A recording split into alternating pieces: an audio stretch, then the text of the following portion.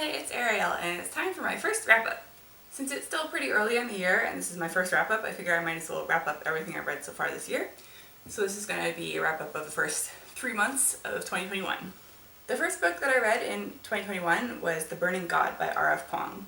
This is the third book in the Poppy War series that came out last year and was talked about all over BookTube. But if you're not familiar, the story follows Rin, who is a young girl who was orphaned during the previous Poppy War, and she grew up in a foster home in the south where she wasn't treated very nicely, and so she does everything in her power to escape by taking this national test that will allow her to go to Sangar, which is the elite military academy up in the capital in the north. The first part of the first book takes place at that school, and then it turns into more of a war setting, and the rest of the books also follow this war that's going on in their country.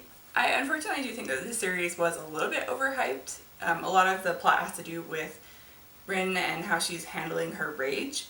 And unfortunately, I personally didn't really connect with Rin on that issue. I didn't feel like her emotions were really conveyed in a very palpable manner. That being said, I do think the story is really interesting, and I think Rf Quang does a really good job about really exposing the bad parts about war. And she does so really brutally. Make sure you check the trigger warnings if you're going to read this series.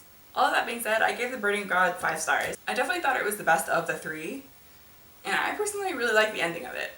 I don't really want to say anything more than that, but I do recommend picking up if you think it's something that you're interested in. Next, I read 2 books from the Pendragon series. I read the first book, The Merchant of Death, and the second book, The Lost City of Far. In the first book, Bobby Pendragon is recruited by his uncle to go help save some people, and he finds out that he's actually a traveler who has the ability to use flues to travel between different territories or different worlds. And as a traveler, it's his responsibility to prevent the evil Saint Dane from destroying these worlds. The first couple of books in this series are definitely pretty formulaic. It's an YA series, by the way. I first read these books back in middle school, high school, and I only got about 7 or 8 books into the series. There are 10 total now, so I really wanted to finish it out and see how it ends. But I have to admit that I was a little bit taken aback by the first book in particular, because there was quite blatant fat phobia that I did not remember at all from my previous read of this series. And overall, I think I'm just not really into reading from a teenage boy's perspective anymore, but I'm still curious enough about the ending that I do want to continue reading the series and get to the end. That being said, I did decide to skip the third book, which is The Never War, because it's set in like 1800s New York, and I'm just generally not that into historical fiction, especially not in that time period. And I do remember more or less what happens in that book, so I decided to just skip it and move on to the fourth book. The next book that I read was The City of Brass by S.A. Chakraborty, and then later on in the month I also read The Kingdom of Copper. In The City of Brass, our main character Nadi is a hustler in Cairo, and she accidentally calls down a jinn when she's performing this ritual for some of the women in the neighborhood. This event also gets the notice of the Ifrit, who are sort of evil jinn, and the Ifrit attacks Nadi, who is then saved by the jinn that she called down, Dara. Dara then takes her out of Cairo, and they travel to the jinn city Daevabad, where Nadi finds out that she's actually quite an important person in the jinn world. In the second book, the 3 main characters from the first book are sort of split up and go their separate ways, and I thought it was really interesting to see sort of different parts of the jinn world as the 3 of them sort of work on their own goals throughout the book. I gave both of these 5 stars, and I am really excited to finish the series. Next, I read the entire Millennium series, starting with The Girl with the Dragon Tattoo, then The Girl Who Played with Fire, and finally The Girl Who Kicked the Hornet's Nest by Stieg Larsen. This is a mystery thriller series based in Sweden. And the first book starts off with our main character, Michael Bloomquist, who is a financial journalist, but he is actually in the middle of a trial for slander because of one of the articles that he wrote. Even though he knows that he had the actual information, he can't prove it. So he winds up being completely bashed by the press and having to serve some jail time because of that.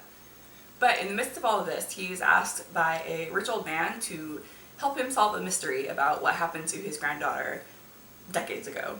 So Bloomquist uses this chance to sort of escape the city and go out to this remote island where the family lives and try to solve this mystery. As he's trying to solve this mystery, he recruits Lisbeth Salander, who is working at a PI company and is very good at tracking down people and learning people's secrets. The 2 of them work together to solve the mystery. Then in the second and the third book, they're actually quite different from the first one. They focus much more on Lisbeth and her past, her family situation, and the mysteries surrounding it. I gave the first 2 books 4 stars, but I only gave the third book 3 stars. I thought the beginning of the third book was a little bit slow. It focuses a lot on a trial which is not as interesting to me as the first two books were. But overall, I really enjoyed the series. I think it was very interesting. It's also kind of funny to read a book that was published back in the early 2000s because the references to technology seem so outdated. The next book I read was Vicious by V. Schwab, and then the sequel, Vengeful. In Vicious, we're following two main characters, Victor and Eli, who go to the same college. You're actually following two different timelines. The first one is while they're in college. While they're in school, Eli discovers a way to make people have superpowers. This turns out to maybe not be such a good thing. Then you also follow them in the present, where they have superpowers, but they're at odds with each other, and they're basically trying to kill each other. So throughout the book, you're trying to figure out what went wrong with their friendship. And in the first book, it seems like Eli has the upper hand, but then in the second book, the tables are turned, and Victor is the one with the upper hand. I really enjoyed the first one. I gave it 4 stars. I think it was a really interesting exploration of morality, and all of the characters are very interesting. The second book, though, I only gave 3 stars. I think the beginning was pretty slow. The next book that I read was Slaughterhouse 5 by Kurt Vonnegut. This is a classic sci-fi sort of speculative novel that follows a man throughout his life and his activity during World War II. I, however, only gave it 3 stars. I thought it was just very repetitive, for one thing. But also, I mean, it just seems kind of outdated. It's meant to be an anti-war book, and I definitely understand that message, but it just wasn't personally to my taste. The next book that I read was Sapiens by Yuval Noah Harari. This is a non-fiction book that gives a brief overview of humankind, starting from prehistoric times all the way up to modern times. I think he has some really interesting perspectives about why humans are the way we are and why society functions the way that it does.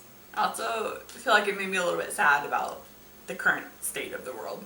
But it's a very interesting read, and I definitely recommend it. I gave it 4 stars. The next book that I read is Elvis, which is the second book in the Aragon series. Aragon was injured really badly at the end of the first book, and so he's really struggling with a physical disability in the second one. But regardless, he travels from the Dwarvish Mountains up into the Dweldenvarden, which is where the elves live, to get trained by the last dragon rider, who happens to be an elf. I do think one thing about Christopher Paolini's writing style, specifically in the Aragon series, is that it's very wordy. It probably could have been half as long as it actually was, but once you actually get into the action, then it is much more interesting. I mentioned this in my previous video, but I feel like I remembered more or less what happened in the first 2 books, but I really don't remember anything that happens in the 3rd and the 4th book, so I'm just excited to keep reading the series. I give this book 4 stars.